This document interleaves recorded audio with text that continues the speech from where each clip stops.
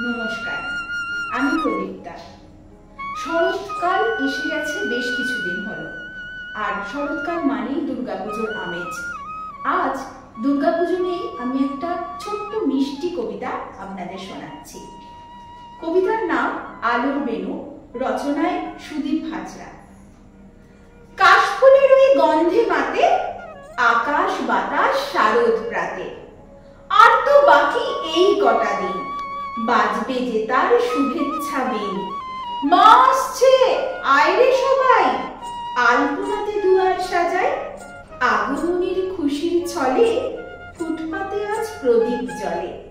নতুন আলোর রঙিন সাজে, আধার তো নেই কারোর মাঝে।